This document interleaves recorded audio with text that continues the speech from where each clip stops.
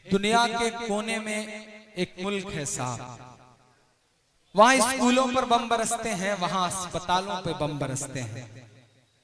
France में कुछ सरफिरे लोगों ने हथियार उठा करके कुछ लोगों का कत्ल कर दिया। हम हमेशा की तरह मुखालफत मजम्मत करते हैं, लेकिन आपने कभी सोचा कि पूरी दुनिया एकजुट होकर के सड़कों पर निकल आई, मार्च किया गया टेररिज्म के खिलाफ, और टेररिज्म के खिलाफ मार्च की अगुवाई करने वाला शख्स खुद लाखों मासूमों के कत्ल का मुजरिम है। मैं एक नज़्म आपकी अदालत में रखने चल रहा हूं साहब।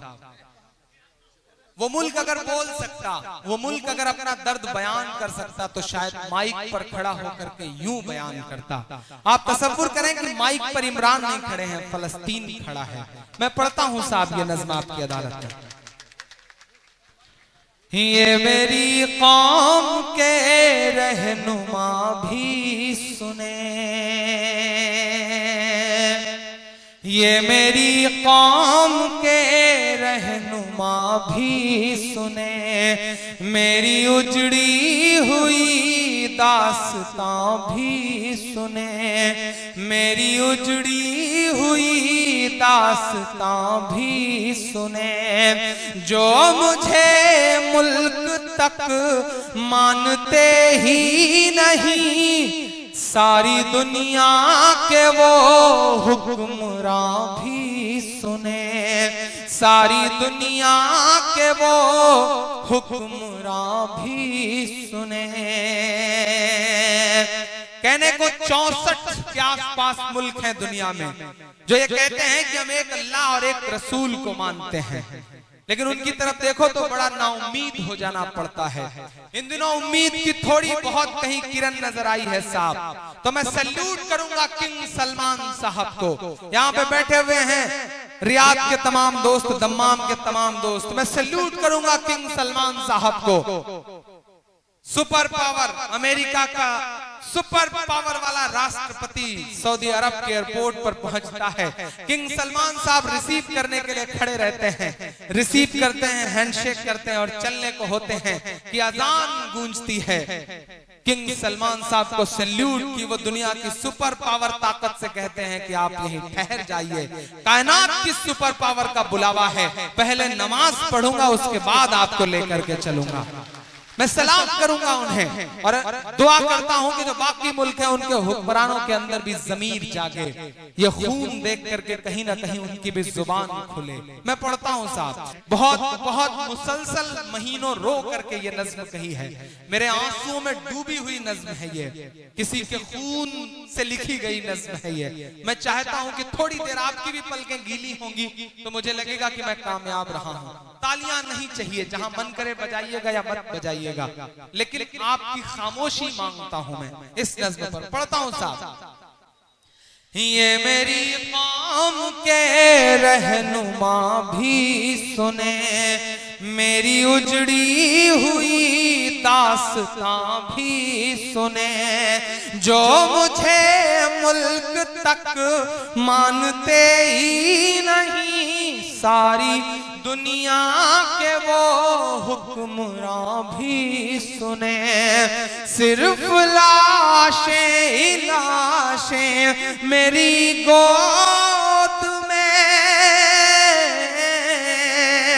सिर्फ लाशें लाशें मेरी गोद में, कोई पूछे मैं क्यों इतना गमगीन हूँ, मैं फलस्तीन हूँ, मैं फलस्तीन हूँ, मैं फलस्तीन हूँ, मैं फलस्तीन हूँ।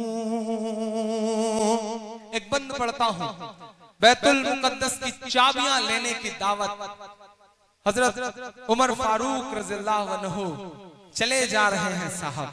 एक बंद पढ़ता हूं कि आए थे एक दिन मेरे घर आए थे, दुश्मनों को भी तन्हा नजर आए थे, दुश्मनों को भी तन्हा नजर आए थे, ऊंट पर अपना खादिम बिठाए हुए, ऊंट पर अपना खादिम बिठाए हुए, मेरी इस सरजमी पर उमर आए थे, मेरी इस सरजमी पर उमर आए थे, जिसकी परवाज है आसमानों तलक, जख्मी जख्मी मैं वो एक शाहीन हूँ, मैं फलस्तीन हूँ, मैं फलस्तीन हूँ, मैं फलस्तीन हूँ। मैं सैल्यूट करूंगा रवीश कुमार को, आपके बिहार का एक बेटा जिसे अभी जर्नलिस्ट ऑफ द ईयर का अवार्ड मिला। उबैदुर रहमान साहब के अच्छे दोस्त भी हैं वो। उन्होंने एक स्टोरी करी थी फलस्तीन पर, उसमें एक जुमला उन्होंने इस्तेमाल किया था कि हमारी आंखें कैसे कैसी तस्वीरें देख रही हैं। फलस्तीन घाटी जैसी जगह है, पहाड़ी है, थोड़ा नीचे बसा हुआ शहर है, और इस तरफ पहाड़ी पर तोपें लगी हैं, मिसाइल टैंक लगे हुए हैं, और उनके बगल में इजराइल के अधनंगे कपड़ों में लड़के और लड़कियां कोका कोला और बियर की बोतलें लेकर के बैठे हैं। जब एक गोला लगता है और उधर कई मासूम मर जाते हैं तो वो चीयर्स करते हैं, शराब पीते हैं। ऐसी ऐसी तस्वीरें हमारी आंखों के सामने रही हैं। फलस्तीन जो हमारे मुल्क का दोस्त हुआ करता था, आपकी जानकारी के लिए बताऊं कि हिंदुस्तान ने आज से कई साल पहले फलस्तीन दिवस मनाया था। यासिर अराफात इस मुल्क के वफादार दोस्तों में हुआ करते थे। आज इजराइल के खिलाफ हमारा मुल्क बोलने की हिम्मत तक नहीं कर पा रहा है। वाकई देश बहुत बदल रहा है। उन मासूम बच्चों के नाम जो अपना मुल्क बचाने की जद्दोजहद में हैं, मैं उनके नाम बतौर दुआ एक नज़्म पढ़ता हूँ, सुनेगा। मैं फलस्तीन हूँ, मैं फलस्तीन हूँ,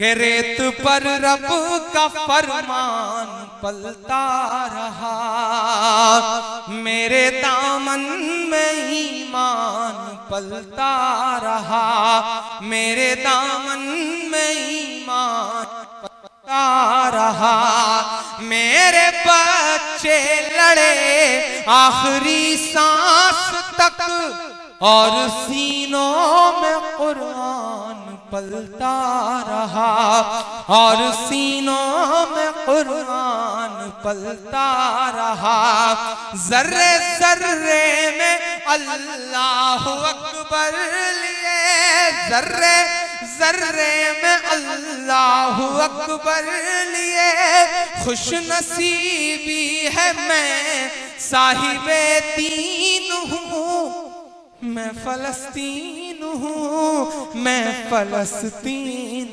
हूँ, मैं फलस्तीन हूँ, मैं फलस्तीन हूँ। आखिरी बंदिश नज्म का साहब